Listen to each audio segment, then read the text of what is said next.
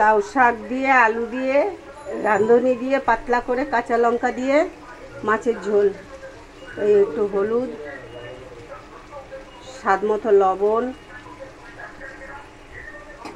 আদা রাঁধুনি বাটা দিয়ে পাতলা ঝোল, লাউ শাক দিয়ে, লাউয়ের আগাগুলো দিয়ে আর একটা আলু দিয়ে পাতলা ঝোল করব জ্যান্ত কাতলা মাছ দিয়ে।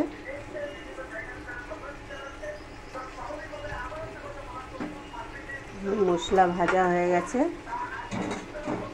পাশে গরম জল বসানো ছিল, দিয়ে দিলাম।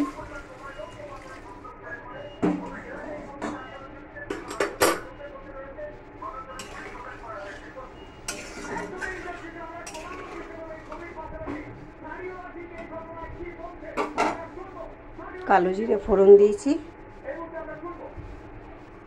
এটা ফুটলে নামিয়ে নেব। যে মাছ ভেজে রেখেছিলাম, কাতলা মাছ,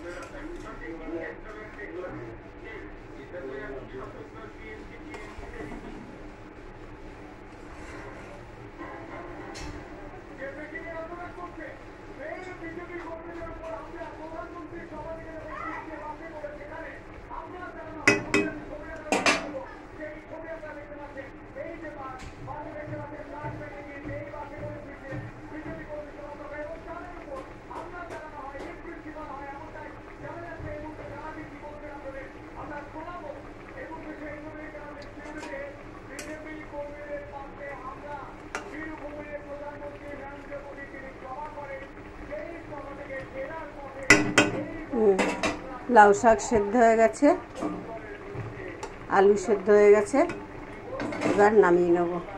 এরম করে পাতলা ঝোল রাঁধুনি আর কাঁচা লঙ্কা আদা পেস্ট করে পাতলা ঝোল করে খেয়ে দেখবেন জ্যান্ত মাছের, খুব ভালো লাগে। আপনাদের যদি ভালো লেগে থাকে লাইক শেয়ার সাবস্ক্রাইব করে দেবেন। গরমে এটাই ঠান্ডা।